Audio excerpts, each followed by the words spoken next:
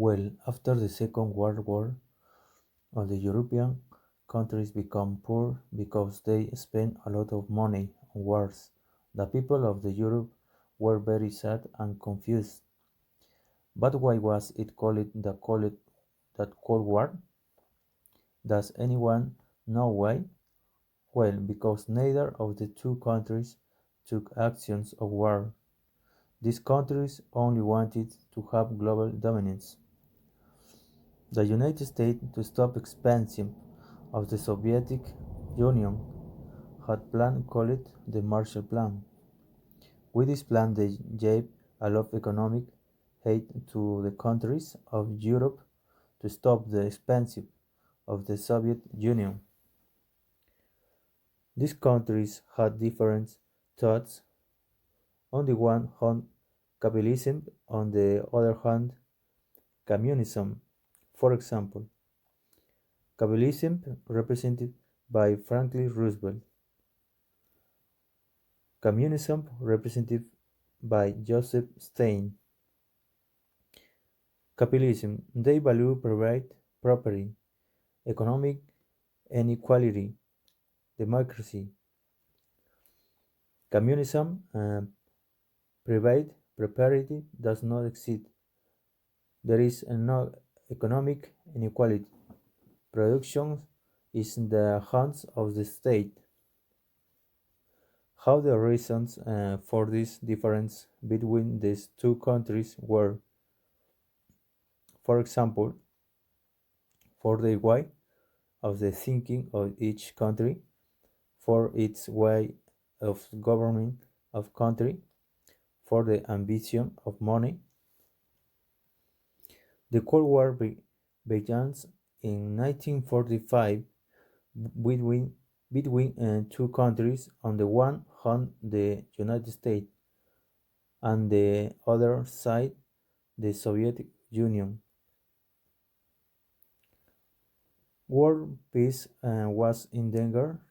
These two countries wanted to influence poor countries. They also wanted to dominate the world using force.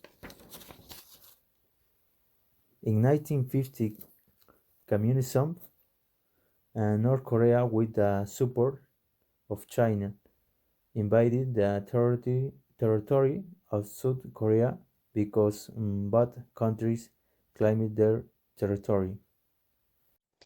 Let's continue with the Vietnam War. Vietnam was a French colony, but after Second World War, Indonesia started a war against French. But French, it was supported by USA, and even though lost the war. After that, in 1954, Vietnam was divided in two parts: Vietnam North Vietnam and South Vietnam. North Vietnam is now as a communist who was supported by US and China, and the South Vietnam is also now as a capitalist, and they was supported by USA. Then in 1955, the Civil War was latest more than 20 years. And in 1965, Lyndon Jackson, who was represented from USA, sent more than 60,000 American soldiers to help Vietnam. So Vietnam almost destroyed the North Vietnam. And after that, the South Vietnam have to be built more tunnels as a support for the population because they had to be affected. And in 1975, in Laos was the country affected by the confrontations between South Vietnam and North Vietnam. And then North Vietnam have to double their soldiers to attack their enemy, and after that they won the war.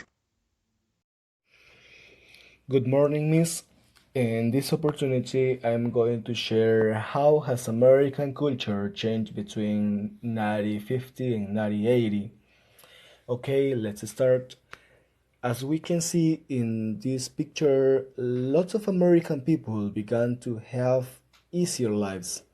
Families grew and some of them moved from the city into outlying areas where they could purchase larger homes. Alright, this is an amazing picture because we can appreciate how the racism was in those years. Thus, the Supreme Court ruled that separate schools for black children were not equal to those for white children. Therefore, they must be integrated, and President Lyndon Johnson supported to Martin Luther King in his peaceful fight for civil rights. The third picture, as I had mentioned about racism, there was another leader who wanted new laws. His name is Malcolm X, a black leader who believed in less peaceful means to reform, and through new laws, he wanted to end segregation and guaranteed African Americans the right to vote. Well, not all credit is borne by men. Another vital act in American history was the movement that did Betty Friedan and Gloria Steinem. Later feminists worked to change laws during the 1960s and 1970s. Many American women grew angry that they didn't have the same opportunities as men. He is in this picture. We have a Knight Horse Campbell. He became the first Native American Senate elected in 1992, and almost all the events in the United States were social struggles. Now we have to know about Cesar Chavez. He fought against discrimination and organized a nationwide boycott of California grapes that forced growers to work with the United Farm Union. Actually, there were conflicts everywhere.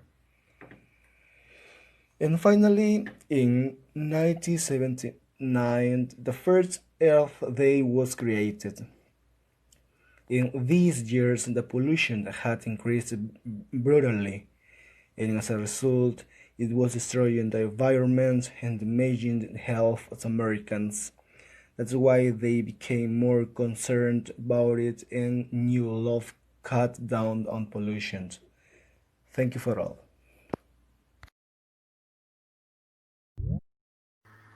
Recording is on. Hi, students. Today I'm going to talk about the end to the 20th century. Did you know that the United States always has been a place where different ideas and views compete to influence law and social change? The liberal activism of the 1960s and 1970s gave way to conservatism in the 1980s. Conservatives wanted limited government, a strong national defense, and tax cuts. Supporters of the President Ronald Reagan believed his policies helped to speed the collapse of the Soviet Union and the end of the Cold War. However, American politics can change quickly because in 1992 Americans elected the more liberal Bill Clinton as president. Then, politics became more bitter than usual when the election was very close in 2000. George W. Bush won the election over Al Gore. Then, or on the other hand, the United States suffered a terrorism attack.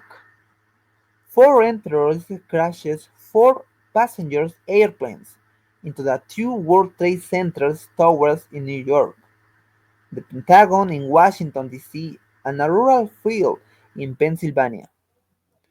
The President Bush declared war on worldwide terrorism and sent U.S. troops into Afghanistan and Iraq.